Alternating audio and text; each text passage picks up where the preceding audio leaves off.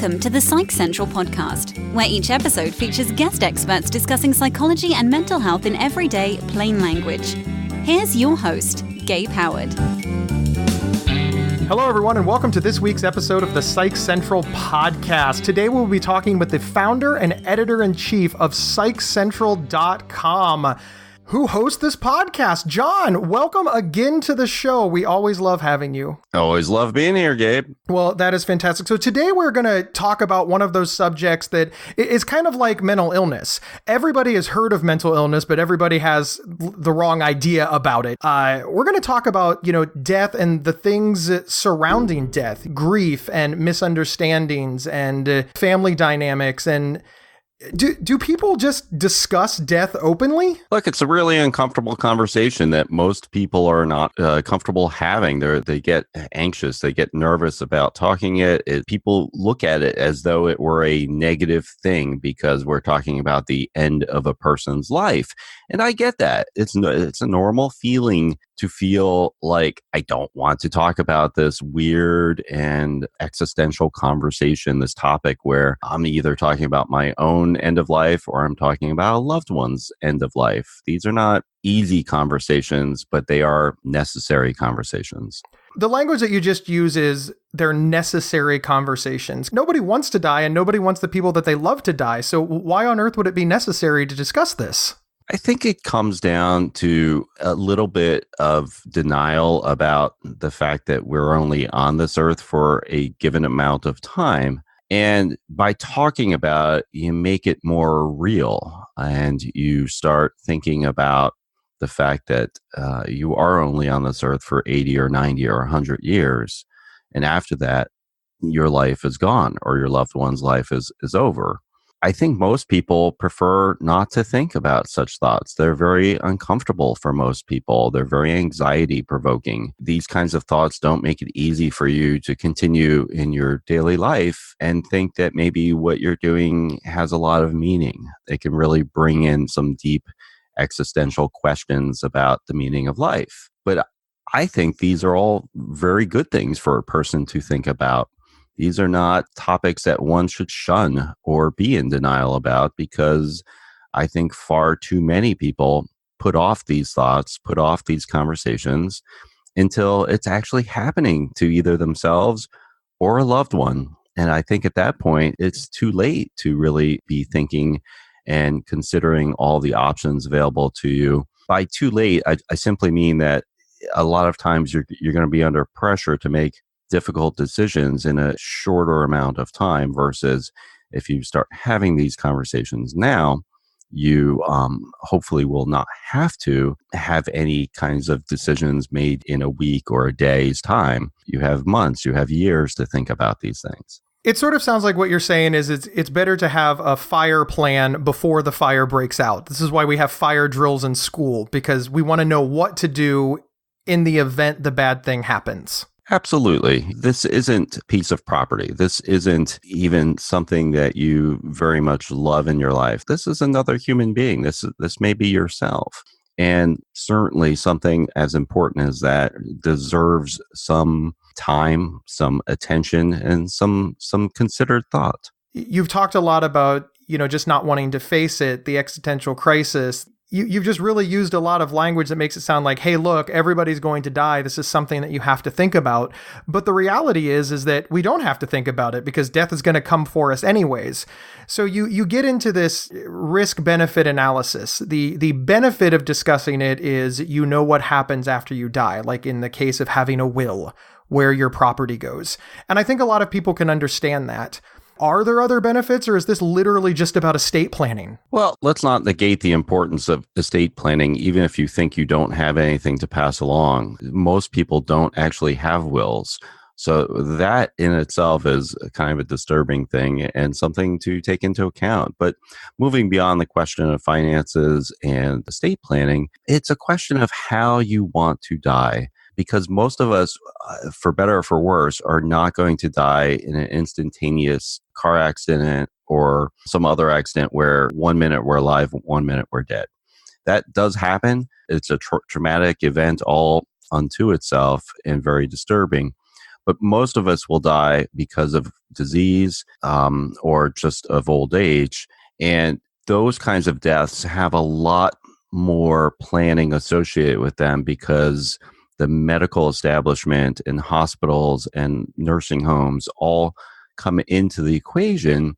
And most people are simply not ready to understand how all of that works until they have to start doing it for a loved one. I would argue that at that point, you're trying to learn on the job, and it just makes it so much more difficult because you already have so many emotions tied up in the fact that your loved one is dealing with a terminal illness or something of that nature. Let's switch gears slightly a little bit and talk about how not making the decision for yourself doesn't solve the problem. It just sort of puts the problem onto somebody else. About a year ago, my father-in-law died unexpectedly, but he died unexpectedly over the course of 3 days. One moment we thought everything was fine. He was a relatively young man. He was 64 years old. He had a heart attack and he never regained consciousness. The family, stayed by his bedside, and we were forced to make this decision of what would he want? Would he want to stay on life support? Would he want surgery? We were just given all of these options and we didn't know. And we were all sitting there trying to make the right decision for a person who could not participate.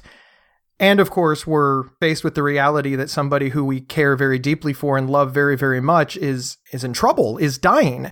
Absolutely. We think we're going to live forever. And so we put off having conversations with our loved ones about what happens if we become incapacitated and can't communicate with a family member or a loved one to let them know what our wishes are. So it becomes really, really difficult in a situation such as you've described, where you're trying to guess basically what the person wants, or you think you know what they want. But in all honesty, you're probably coloring what they want with your own expectations and beliefs about if it were you lying there in bed. And family members can often disagree at a traumatic time like that. And that just adds so much more complications to something that's already very emotional and complicated. And you're looking at making life and death decisions basically for a loved one and not knowing what their choice would be. I'm really glad that you brought up that, family can disagree at a time like this, because our family did disagree. Now, the disagreement was really, really minor. I want to make sure to disclose that. There's no hurt feelings. By the time it came time to make the decision, everybody was in fact on the same page. But as the in-law, I married in. This was my father-in-law, remember? I'm watching his children and his wife go through this, and all I could think of is, can you imagine if one sibling wanted to fight and the other sibling wanted to pull the plug and they never came to that agreement? And then we go to my mother-in-law who has to decide.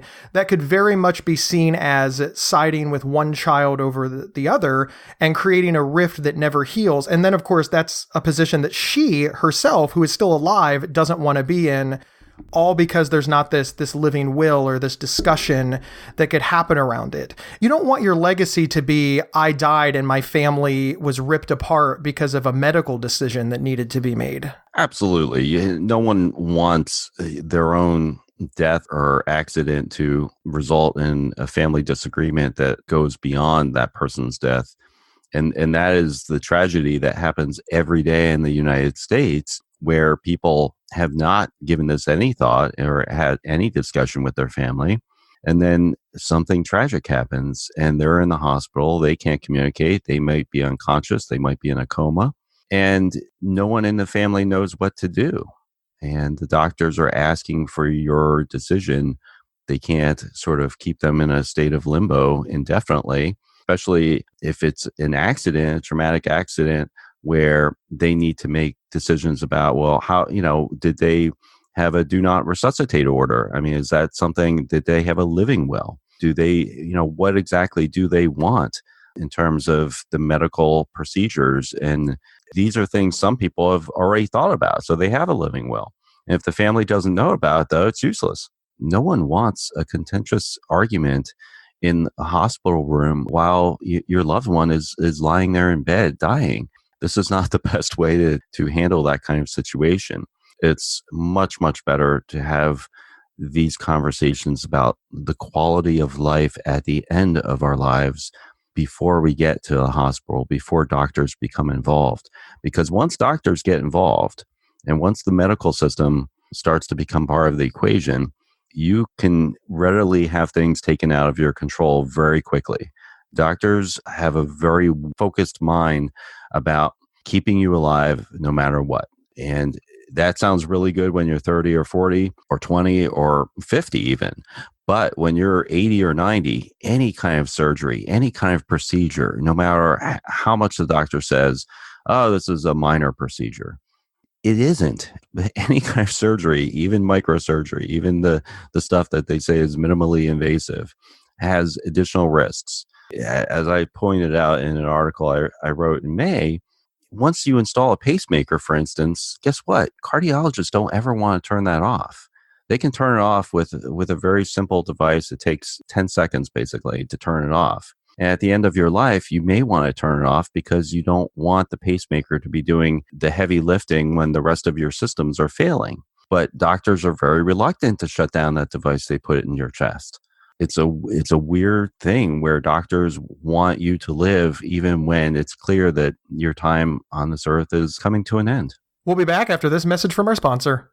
This episode is sponsored by BetterHelp.com. Secure, convenient, and affordable online counseling. All counselors are licensed, accredited professionals. Anything you share is confidential. Schedule secure video or phone sessions, plus chat and text with your therapist whenever you feel it's needed. A month of online therapy often costs less than a single traditional face-to-face session. Go to BetterHelp.com/Psych Central and experience 7 days of free therapy to see if online counseling is right for you. BetterHelp.com/Psych Central. We're back talking about end-of-life decisions with Dr. John Grohol. Let's talk about how to have these conversations. Do you have any advice? Like you said, everybody's uncomfortable. If you don't have a spouse, that probably means you're going to raise this with siblings or parents or grandparents, and they obviously don't want to think about them outliving you. So what advice do you have to get this on the table and get it hashed out? It's not an easy conversation to have. Let's just acknowledge that up front. And you can actually use that as a in for having that conversation. Like, hey, Mom, I want to talk about something that I know is going to be uncomfortable for us to talk about.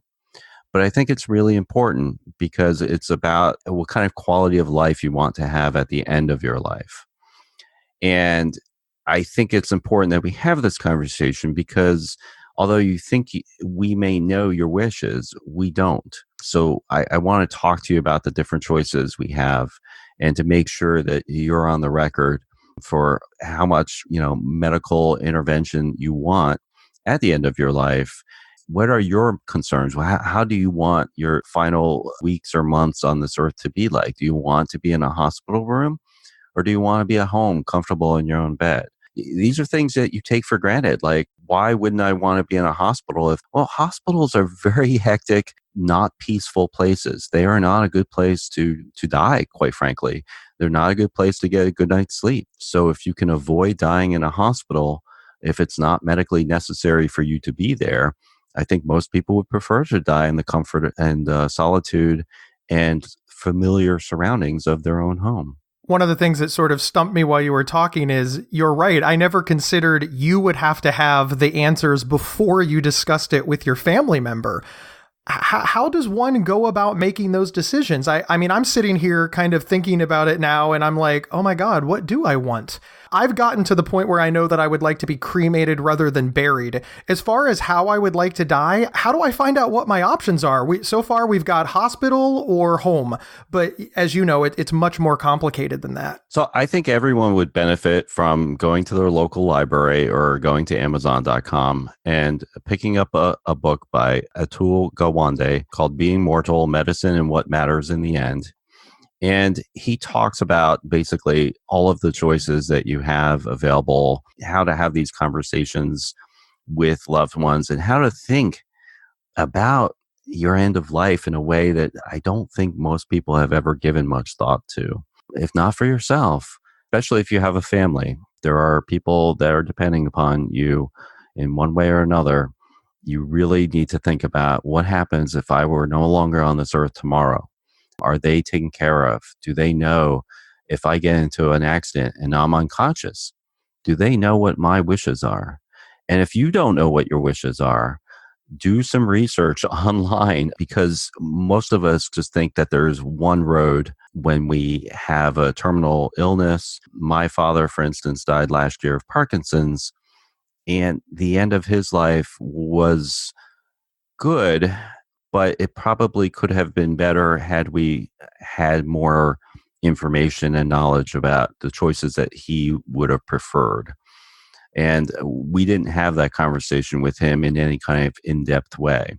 And so his wife and myself and my two brothers, we had conversations and we basically all agreed on the course of action. But at some point, kind of second guess yourself, and you have to wonder, like, is this really what he wants or what he would have wanted? Because there became a time where he couldn't communicate. So it wasn't at all clear that those were the right choices for him. If you don't have that kind of conversation with the person, then you'll never know. And obviously that can potentially be a heavy burden to carry depending on the makeup of yourself or your family or the dynamics, etc. And this could all be avoided by having meaningful conversations surrounding end-of-life decisions. Sure. And when I talk about meaningful conversation, it's not, hey, we're watching TV and let's just have a kind of shallow, short talk about it. That's not going to be very meaningful or very in-depth. I know how hard it is to talk about, just to even connect with people authentically. One of the first things a person will say is, I don't want to talk about this. My mom, for the longest time, said that to me and my brothers. I respected that. You don't need to keep pushing the topic if they're not comfortable with speaking about it, but just bringing it up plants the nugget in their mind where you try again a week or a month from then. And you keep trying until he finally relents and says, okay, I get your point. There might be some benefit to having a living will. There might be some benefit to updating my regular will and thinking about these things on a deeper level than just, hey, I don't want to die and I'm never going to die, so I don't want to think about it and I don't want to talk about it. And to be fair, I really don't think that anybody is out there saying, I'm never going to die. We all just think we have more time. I think for some people, it is one of those irrational thoughts that comes through their head in the sense that I'm never going to die. Well, I'm never going to die in the near future. And for most people, the near future is every day. So every day they wake up with that same thought, even when they're 80 or 90. Like an 80 or 90-year-old will wake up and they're just like you or I. They're like, I'm not dying today and I'm not dying next week. So they have, sometimes they can be just as stubborn and just as irrational about whether they're any closer to dying or not. I think most of us get hit with this like a ton of bricks. We think that we're invincible one day, and then we realize that we're going to die the next. And we have a lot more to process than if we would have really considered this throughout the span of our lifetime. They start thinking about their end of life decisions at 25, and then, they're still thinking about them at 45 or 55 or 65 or whatever, and they really have this concept of it. They sort of have that to fall back on. Yeah, and I don't think you need to have a lot of thought about it when you're a 25-year-old, but you should have some thought about it. And if not for yourself, then for a loved one, for a parent who's getting older or who's dealing with a chronic disease or has been diagnosed with even stage 2 cancer.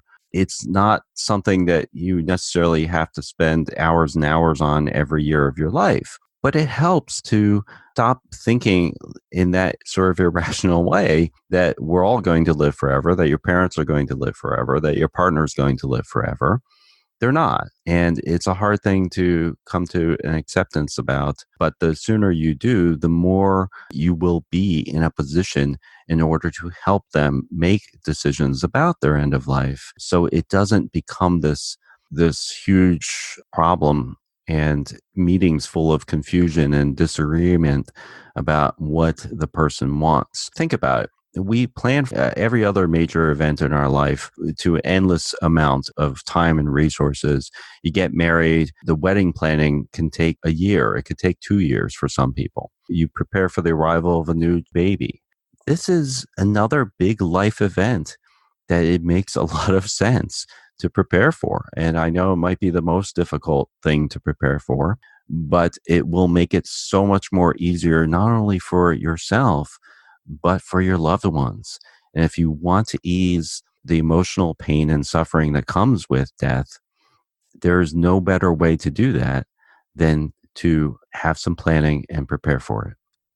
John, as always, it's great to have you here. Do you have any final thoughts before we wrap up? Look, there's a lot of authors who've written about death and dying and how we deal with it in modern society.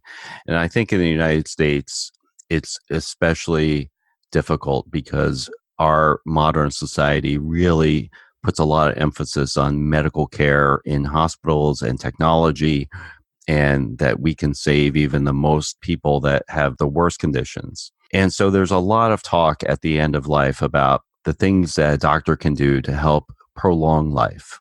And it becomes a conversation about longevity.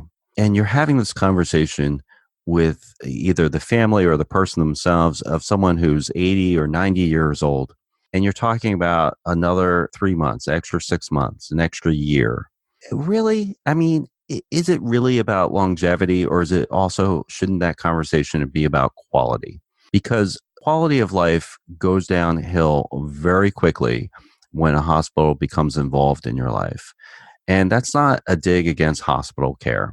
It's a dig about the fact that your body is not as resilient physically as it was when it was 20, 40, or even in your 50s. And your body can't recover from things that a 40-year-old or a 20-year-old body can recover from much more easily. So you really have to think about quality of life and quality of what you want the final months or even final year or two of your life to be. Do some research about living wills. There's plenty of examples online that you can review. Every state might be a little bit different in terms of their laws, but a living will walk you through all the dozens of decisions that you or your loved ones would have to make. And rather than having them make it without your input, why not just sit down with that document today and go through it and say, hey, yes, I want a life support if I'm expected to live. I want these kinds of measures if I'm expected to live. But if they know that these measures are just adding days to my unconsciousness, maybe that's something you don't want. And everybody's different. And it's really, really important to understand that whatever your wishes are might not be the wishes of a loved one. So to walk through a document like that, we actually walked through that document with my mom. It wasn't pleasant. I won't say this is a great conversation to have or a great meeting to have. And it took some time. It took over an hour. But it was necessary. And in the end, she understood why we were talking about it and why we were doing it. I hope she lives another 20 years or longer. I mean, I don't wish her any ill will. It's just that it's just like we would plan for a baby or a wedding. We should plan for a person's good death. John, thank you so much. We appreciate having you. And thank you everyone for tuning in. And remember, you can get 1 week of free, convenient, affordable, private online counseling anytime, anywhere, simply by visiting betterhelp.com/psychcentral. We will see everybody next week. You've been listening to the Psych Central podcast. Previous episodes can be found at psychcentral.com/show or on your favorite podcast player. To learn more about our host, Gabe Howard, please visit his website at gabehoward.com. PsychCentral.com is the internet's oldest and largest independent mental health website run by mental health professionals. Overseen by Dr. John Grohol, PsychCentral.com offers trusted resources and quizzes to help answer your questions about mental health, personality, psychotherapy, and more. Please visit us today at PsychCentral.com. If you have feedback about the show, please email show@psychcentral.com. Thank you for listening, and please share widely.